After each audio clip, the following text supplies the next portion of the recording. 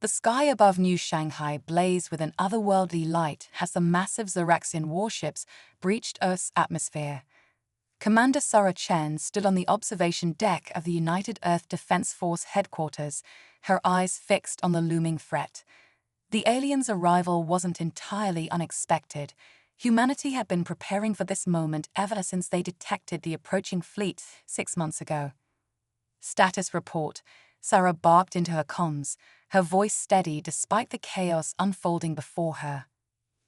Multiple entry points detected, Commander, replied Lieutenant Raj Patel, his voice crackling through the speaker. They're establishing a perimeter around major population centers. No offensive actions yet, but their intentions are clear. Sarah's jaw clenched. The Xeraxians had made no attempt at communication since their ships appeared at the edge of the solar system. Their silence spoke volumes. This was no diplomatic mission. As if on cue, the largest of the alien vessels began to descend towards the heart of the city. Its sleek, obsidian surface reflected the panicked lights of the metropolis below. Sarah could only imagine the terror gripping the civilians as they watched the enormous ship block out the sun. All units, maintain defensive positions, Sarah ordered. Do not engage unless fired upon. We need to buy time for the evacuation protocols. The next few hours were a blur of activity. As the Xeraxian ships took up positions around the globe, humanity scrambled to respond. Emergency broadcasts blared across every channel, guiding civilians to underground shelters. Military assets were mobilized, and world leaders convened in an emergency session of the United Earth Council. Sarah found herself in the thick of it all, coordinating defense strategies and evacuation efforts. It wasn't until the early hours of the morning that the Xeraxians finally made their move. A piercing shriek filled the air, causing everyone in the command center to wince in pain. As suddenly as it began, the sound cut off, replaced by a booming voice that seemed to come from everywhere at once. "People of Earth," the voice intoned, its alien cadence sending shivers down Sarah's spine. "We are the Xeraxian Imperium. Your planet now falls under our dominion. Surrender your weapons and submit to our rule, or face annihilation." A stunned silence fell over the command center. Sarah's mind raced, processing the implications of the ultimatum. They had hoped for peaceful first contact, or at least a chance at negotiation. But the Xeraxians had made their intentions crystal clear. "Commander," Reg's voice cut through the silence, "we're receiving reports of Xeraxian ground forces deploying in major cities. They're rounding up civilians." Sarah's blood ran cold. This was no longer about defense, it was about survival. "Patch me through to the council," she ordered, her voice tight with barely contained fury. As the connection was established, she addressed the gathered world leaders. "Honorable members of the council, you've all heard the Xeraxian ultimatum. I strongly advise against compliance. We cannot and will not submit to alien rule." There was a moment of hesitation before Council President Amelia Okafor's voice rang out. "Agreed, Commander Chen. The human race will not bow to tyranny, be it terrestrial or extraterrestrial. You have the full backing of the Council. Initiate Operation Defiant Stand." A grim smile touched Sarah's lips.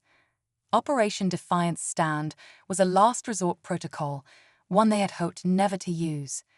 It would transform every able-bodied citizen into a resistance fighter, every city into a fortress. "Understood, Madam President. May whatever gods are out there have mercy on us all." As Sarah began issuing orders to implement the operation, reports flooded in from around the globe. The Xeraxians were moving fast, using advanced technology to subdue resistance. But humanity wasn't going down without a fight. In New York, a group of construction workers used their equipment to bring down a Xeraxian walker. In Mumbai, hackers managed to temporarily disable an alien command ship. And in Sarah's own New Shanghai, citizens were forming human chains to protect their neighbors from alien abduction squads. These small victories gave Sarah hope, but she knew they were just the beginning. The real battle was yet to come, and humanity would need every ounce of courage, ingenuity, and determination to survive. As the first day of the invasion drew to a close, Sarah looked out over the altered skyline of New Shanghai. The Zoraxian ships loomed ominously, a constant reminder of the threat they faced. But amidst the fear and chaos, she saw something else, the indomitable spirit of humanity, burning bright in the face of overwhelming odds. "They think they can break us," Sarah murmured to herself, her hands clenching into fists. "They have no idea what they're in for." The war for Earth had begun, and humanity was ready to show the universe what they were made of. The weeks following the Zoraxian ultimatum were a blur of chaos and resistance. Commander Sarah Chen found herself at the heart of Earth's defense efforts, coordinating a global network of freedom fighters from the underground command center beneath the ruins of New Shanghai. "Status update," Sarah called out, her voice echoing through the cavernous war room. Lieutenant Raj Patel, now her second-in-command, responded promptly. "The Zoraxians have established control over 60% of major urban centers, Commander. But our guerrilla tactics are slowing their advance. The resistance is growing stronger by the day." Sarah nodded, a glimmer of pride in her eyes. Humanity had refused to bow to the alien invaders, and their defiance was paying off. The Zoraxians, expecting an easy conquest, found themselves bogged down in a war of attrition against a determined enemy that refused to give up. "What's the status on Project Phoenix?" Sarah asked, referring to the top-secret initiative that had been their focus for the past week. "Dr. Yuki Tanaka reports that they're close to a breakthrough," Raj replied. "If it works, it could be the game-changer we need." Before Sarah could respond, alarms blared throughout the command center. A young technician called out, panic evident in her voice. "Commander, we've detected a massive energy buildup in the Zoraxian mothership over London." Sarah's blood ran cold. They had anticipated this. The Zoraxians, frustrated by human resistance, were preparing to make an example of a major city. "Initiate Protocol Omega," Sarah ordered, her voice steady despite the gravity of the situation, "and get me a direct line to the London resistance cell." As her team scrambled to action, Sarah connected with the resistance leader in London, a former MI6 agent named James Holloway. "James, you need to evacuate now," Sarah said urgently. "The Zoraxians are preparing to strike." "No can do, Commander," James replied, his voice crackling through the poor connection. "We've got a plan to disrupt their weapon, just need a little more time." Sarah wanted to argue, to order them to safety, but she knew better. This was the spirit that had kept humanity fighting against overwhelming odds, the refusal to back down, the willingness to risk everything for a chance at victory. "Godspeed, James," she said instead. "The hopes of Earth go with you." The next few minutes were tense as they watched the energy readings from the Zoraxian ship climb to dangerous levels. Then, just as it seemed the weapon was about to fire, something incredible happened. The energy readings fluctuated wildly before plummeting to zero. On the main screen, they watched in awe as the massive Zoraxian mothership listed to one side, dark and powerless. Cheers erupted throughout the command center. Somehow, against all odds, the London resistance had done it. They had struck a significant blow against the invaders. As reports flooded in from around the world, it became clear that this was more than just a single victory. The London operation had provided valuable intel on Zoraxian technology, intel that resistance cells worldwide were now using to their advantage. In the days that followed, humanity pushed back hard against their oppressors. In Rio de Janeiro, resistance fighters used repurposed Zoraxian tech to bring down a squadron of alien fighters. In Nairobi, a team of engineers managed to hack into and disable a Zoraxian processing plant. And in Moscow, ordinary citizens armed with nothing but their courage and determination managed to liberate a detention center, freeing thousands of captives. The Zoraxians, caught off guard by the sudden shift in momentum, began to retreat to fortify positions. For the first time since the invasion began, hope blossomed in the hearts of Earth's defenders. But Sarah knew better than to celebrate too soon. She called a meeting of the resistance leadership, gathering them via secure holographic links in the war room. "We've won some significant victories," she began, looking at each of the grim-faced leaders. "But the war is far from over. The Zoraxians still have superior technology and numbers. We need to press our advantage while we can." Dr. Yuki Tanaka, the brilliant scientist behind Project Phoenix, spoke up. "Commander, I believe we're ready for a field test. If it works as we hope, it could turn the tide of this war." Sarah nodded, a spark of excitement in her eyes. "Excellent work, Doctor. We'll begin preparations immediately." As the meeting concluded and the leaders returned to their respective battles, Sarah found herself alone with Raj. Her trusted friend and lieutenant looked at her with concern. "Sarah," he said softly, using her first name for the first time in weeks. "Are you sure about this? Project Phoenix is untested. If it fails..." Sarah placed a hand on his shoulder, her expression resolute. "We don't have a choice, Raj. Humanity has shown incredible courage and resilience, but we can't keep fighting like this forever.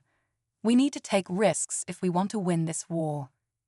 Raj nodded, understanding the weight of their decision. "Where do we deploy it?"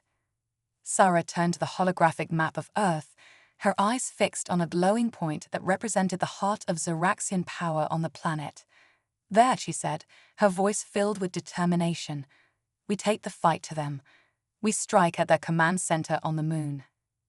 As they began to plan for the most daring operation of the war, Sarah couldn't help but feel a mix of fear and exhilaration. Humanity had proven its worth in the face of alien invasion, showing a spirit and determination that had taken the Zoraxians by surprise. Now, they were about to attempt something that could either save their species or doom it entirely. The battle for Earth had reached its critical point, and Sarah knew that the next few days would determine the fate of humanity. As she looked at the faces of her team, she saw the same resolve mirrored in their eyes. They were ready to risk everything for their home, their families, and their future. The war for Earth was about to enter its final, decisive phase. The surface of the moon gleamed under the harsh light of the sun, its pock-marked face now marred by the sprawling Zoraxian command center.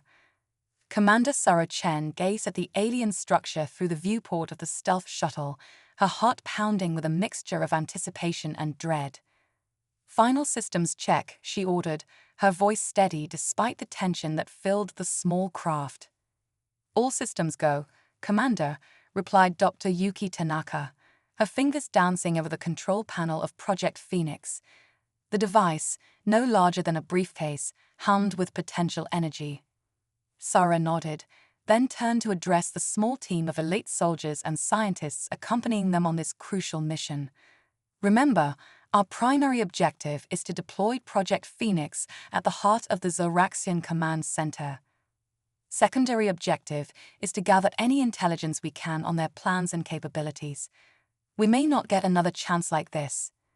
As the shuttle began its final approach, using experimental cloaking technology reverse-engineered from captured Zoraxian tech, Sarah couldn't help but reflect on the events that had led them to this point.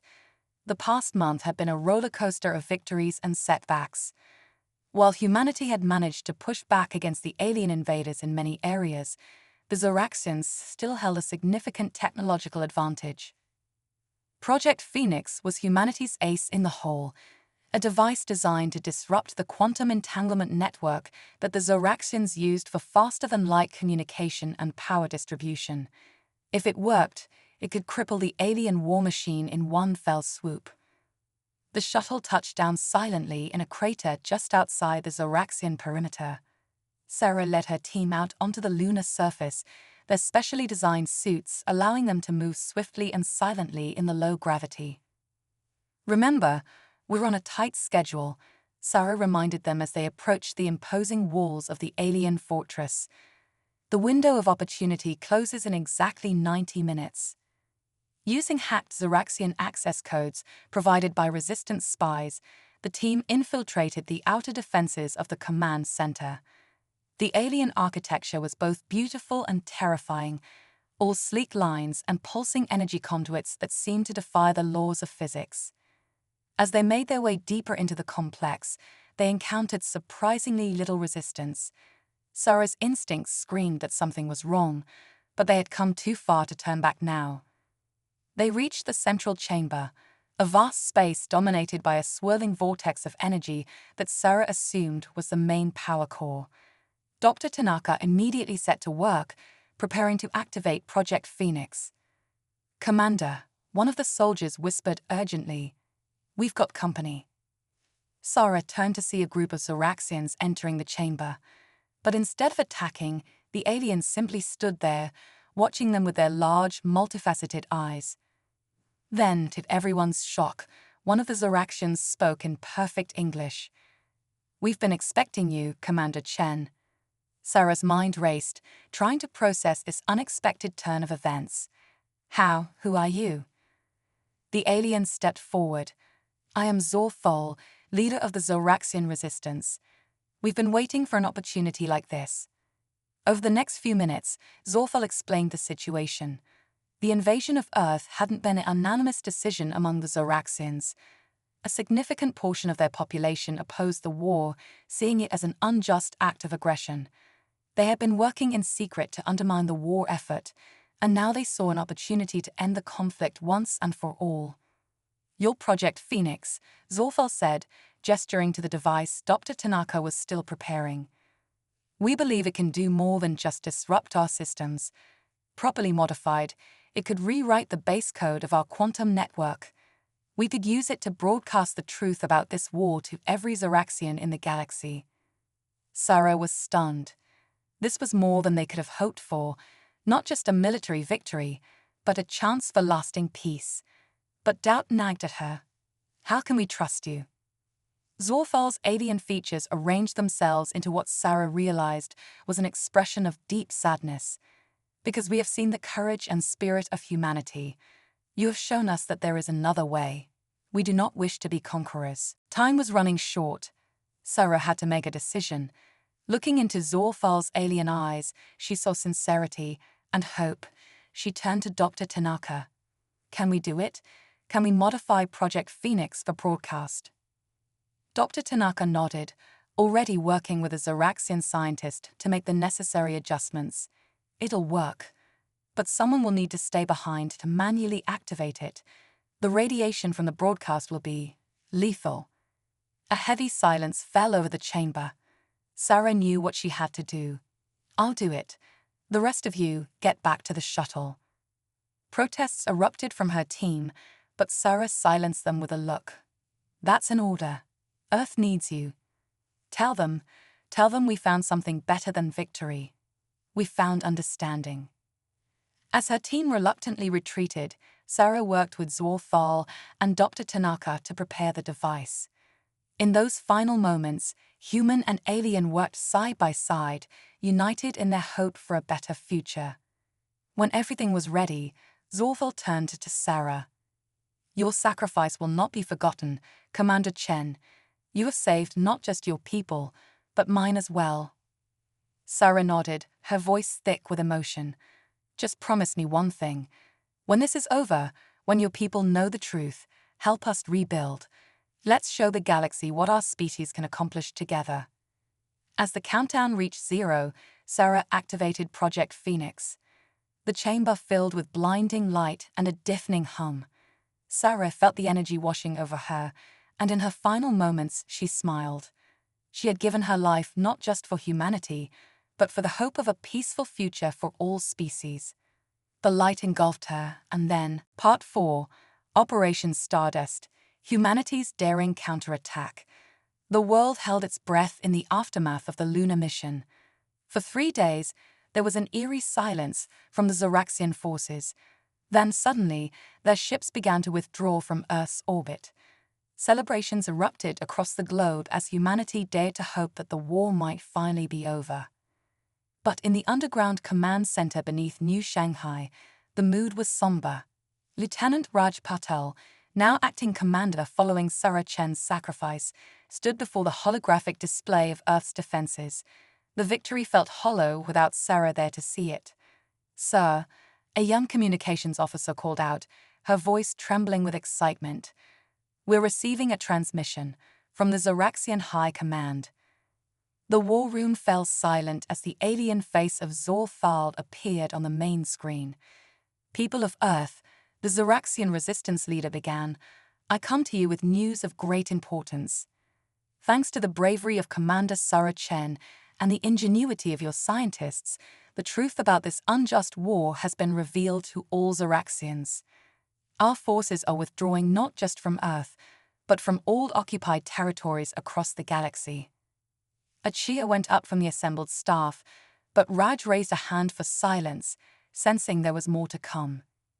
Zorthal continued, his alien features arranged in what Raj recognized as an expression of deep regret. However, I must warn you, while the majority of our people now oppose the war, there are those among our military leadership who refuse to accept defeat. They have gone rogue, taking a significant portion of our fleet with them. We believe they are planning one final, devastating attack on Earth. The euphoria in the room quickly turned to dread. Raj leaned forward, addressing the alien directly. What kind of attack are we talking about, Zorthal? They possess a weapon of unimaginable power, Zorthal replied grimly. A gravity bomb capable of destabilizing your planet's core. If detonated, it would tear Earth apart from the inside.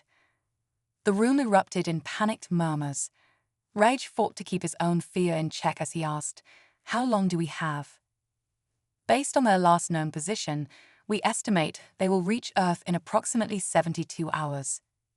Raj's mind raced. Earth's defenses, while improved, was still no match for a determined Zoraxian assault. They needed a plan, and fast. Zorthal, Raj said, an idea forming in his mind. You said your forces are withdrawing. Is there any chance you could provide assistance?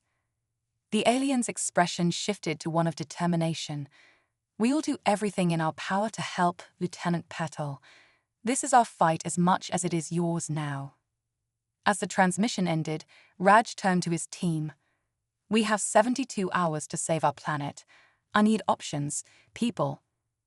The next 2 days were a whirlwind of activity. Every available scientist, engineer, and tactician worked around the clock to devise a plan. It was Dr. Yuki Tanaka who finally proposed a solution that might work. We can't stop them from deploying the gravity bomb, she explained, pointing to a holographic model of Earth. But what if we could redirect its energy, use it against them? The plan was audacious. Using a global network of gravity wave emitters, technology adapted from Zoraxian designs, they would create a resonance field around Earth. When the rogue Zoraxians deployed their weapon, the field would reflect the gravitational energy back at their fleet. It's risky, Raj mused, studying the projections. If our calculations are off by even a fraction, then Earth is doomed anyway. Dr. Tanaka finished grimly. This is our best shot, sir. Raj nodded, making his decision. Very well. Initiate Operation Stardust. The next 24 hours were a frenzy of activity. Every nation on Earth contributed resources and manpower to construct and deploy the gravity wave emitters. It was a Herculean effort, showcasing the very best of human cooperation and ingenuity. As the deadline approached, Raj stood in the command center, watching as the rogue Zoraxian fleet appeared at the edge of the solar system. Allied Zoraxian ships, led by Zorthal, moved to intercept them, buying precious time for Earth's defenses to be ready. All emitters are online and synchronized, sir, reported Dr. Tanaka, her voice tense with anticipation. Raj shook a deep breath, keenly aware that the fate of humanity rested on the next few moments. Activate the resonance field. A shimmering, barely visible dome of energy enveloped the Earth. On the tactical display, Raj watched as the rogue Zoraxian ships broke through the Allied blockade and approached Earth. They're charging their primary weapon, called out a sensor operator. Reg clenched his fists, silently urging the Zoraxians to take the bait. Steady, steady. The enemy flagship glowed with ominous energy as it prepared to fire the gravity bomb. In that moment, Raj thought of Sarah, of her sacrifice that had brought them to this point. This is for you, Commander, he whispered. The Zoraxian weapon fired, a blinding beam of concentrated gravitational energy streaking towards Earth. It struck the resonance field, and for a heart-stopping moment, Raj feared their plan had failed. Then, miraculously, the beam began to refract, splitting into dozens of smaller beams that asked back towards the Zoraxian fleet. The rogue ships, caught completely off guard, were torn apart by their own weapon. As the last of the enemy vessels disappeared in a flash of light, a stunned silence fell over the command center. Then, slowly, cheers began to erupt. The impossible had happened. Earth had survived. In the days that followed, as the dust settled and the full extent of their victory became clear, Reg found himself standing before the United Earth Council. "The war is over," he announced, his voice carrying the weight of all they had endured. "But our fight, humanity's fight, to build a better future is just beginning." As he spoke of the challenges and opportunities that lay ahead, of the new era of cooperation with the Zoraxians and other alien races, Raj felt a profound sense of hope. Humanity had faced its greatest trial and emerged stronger, more united, and ready to take its place among the stars. The war was over, but humanity's greatest adventure was just beginning. In the months following Operation Stardust, Earth began the long process of rebuilding. The alliance with the reformed Zoraxian government, led by Zor Thal, brought unprecedented advancements in technology and opened up new avenues for space exploration. Humanity, having proven its worth on the galactic stage, was invited to join the Interstellar Coalition, a gathering of peaceful species dedicated to mutual growth and protection. Lieutenant-turned-Admiral Raj Patel found himself at the forefront of these exciting developments. As Earth's representative to the coalition, he worked tirelessly to ensure humanity's voice was heard in galactic affairs. But peace, as they would soon learn, was a fragile thing. It began with a series of mysterious attacks on coalition outposts near the fringes of known space. At first, they were dismissed as the work of pirates or remnants of the rogue Zoraxian fleet. But as the attacks grew in frequency and ferocity, a chilling pattern emerged. Raj was in the middle of a coalition summit when the news broke. A heavily encrypted transmission had been intercepted, its contents sending shockwaves through the gathered delegates. "We've decoded the message," reported Dr. Yuki Tanaka, her holographic form flickering slightly. "Admiral, it's the Void Imperium." A collective gasp went up from the alien representatives. Rage had heard whispers of the Void Imperium, a shadowy collective of species devoted to the worship of cosmic entropy. They were thought to be little more than a myth, a Bujiman story told to scare young aliens. But the transmission left no room for doubt. The Void Imperium was real, and they had set their sights on the known galaxy. "They're demanding our immediate surrender," Dr. Tanaka continued, her voice grim. "They claim to possess a weapon capable of unmaking reality itself. They're calling it the Nullifier." Zorful, now the Zoraxian ambassador, spoke up. "This is consistent with ancient legends among my people.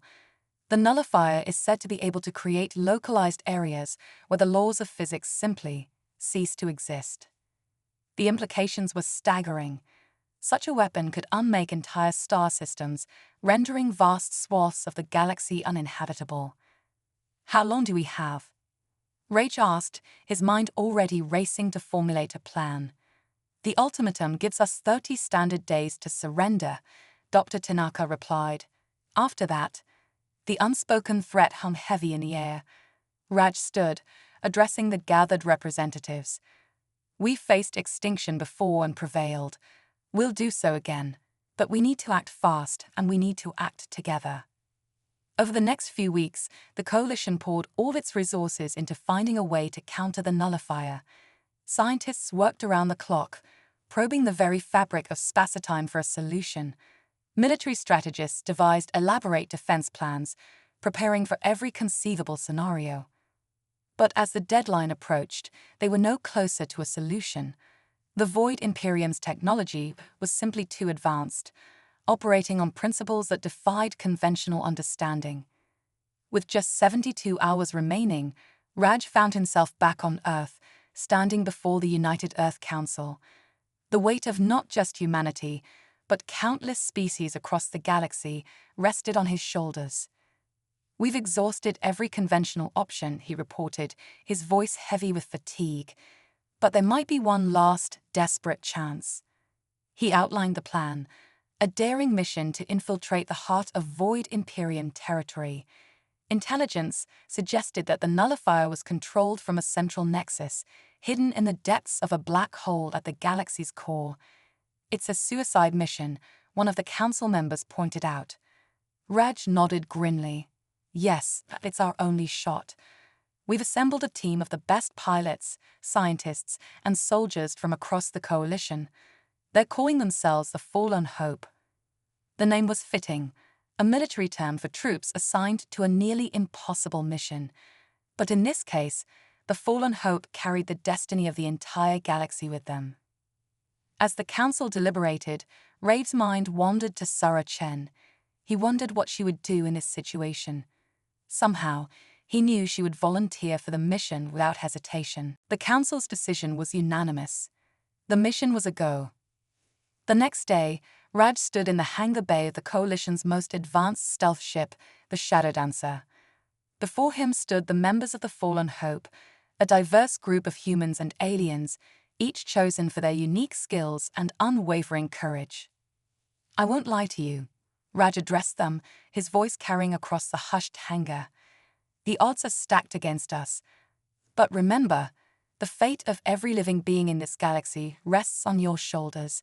You carry with you the hopes and dreams of countless civilizations." He paused, looking each member in the eye.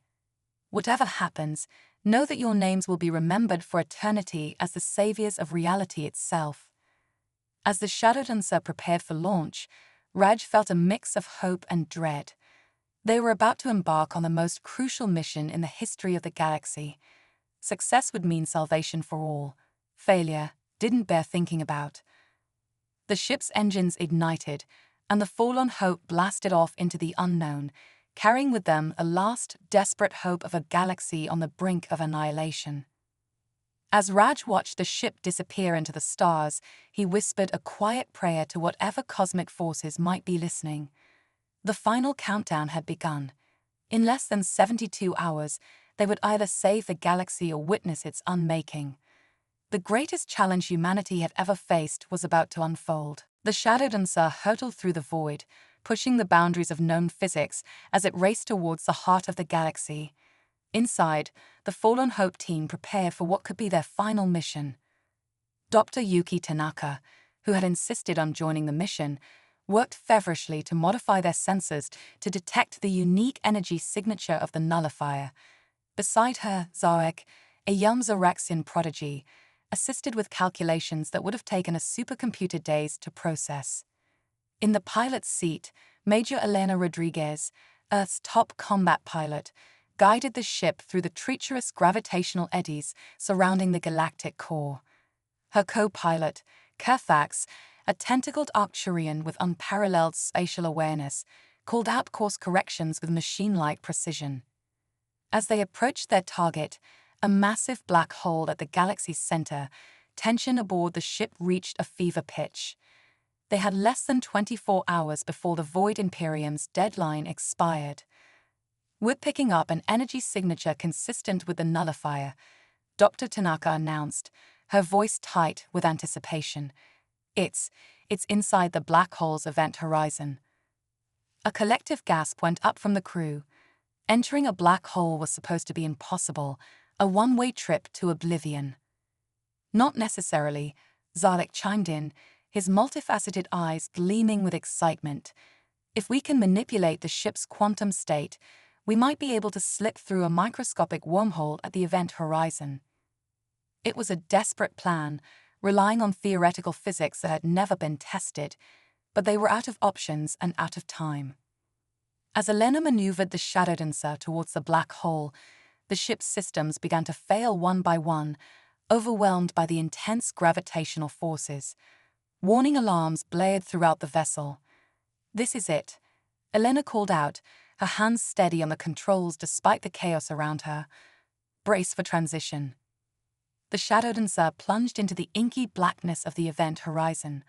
For a moment that seemed to stretch into eternity, the crew experienced a sensation of being everywhere and nowhere at once, their very atoms stretched across the fabric of space-time.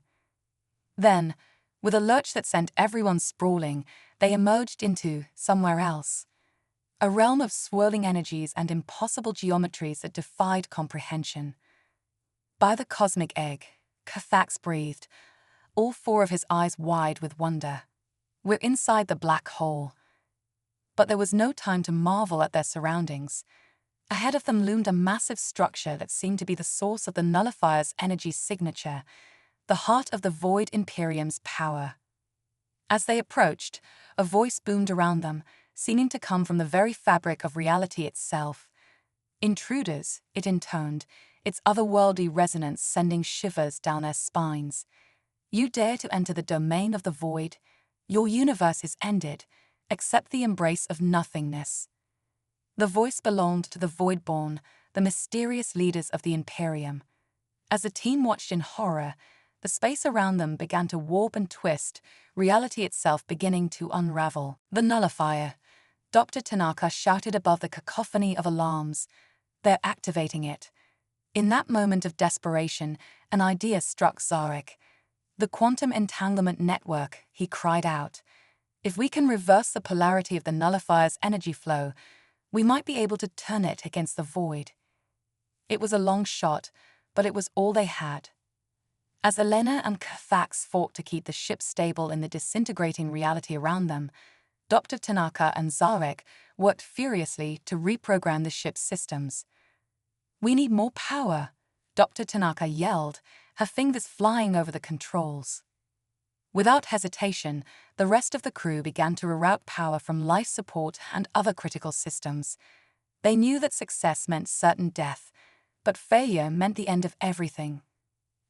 As the last of the ship's power was diverted to the makeshift quantum inverter, a blinding light filled the cockpit.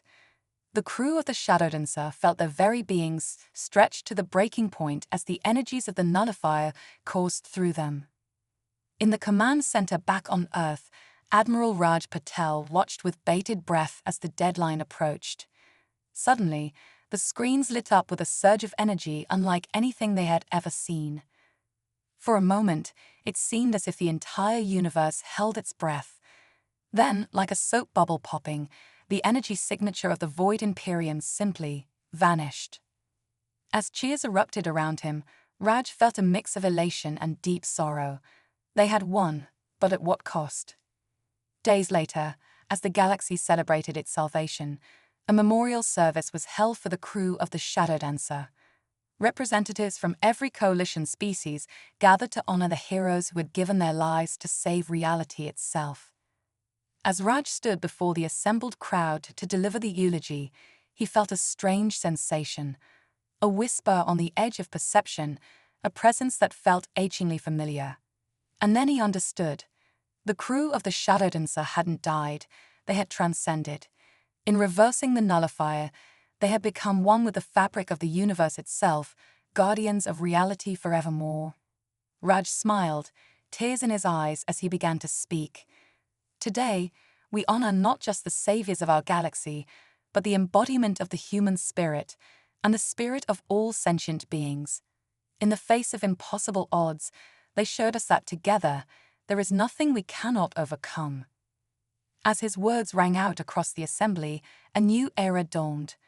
An era of true cooperation between species, of exploration and discovery, of pushing the boundaries of what was thought possible. The war was over. The void was defeated, and humanity, along with its alien allies, stood ready to face whatever challenges the universe might throw at them next. For in the crucible of adversity, they had forged something stronger than any weapon, more powerful than any doomsday device, a unity that transcended the boundaries of species and space itself. The future, with all its infinite possibilities, awaited.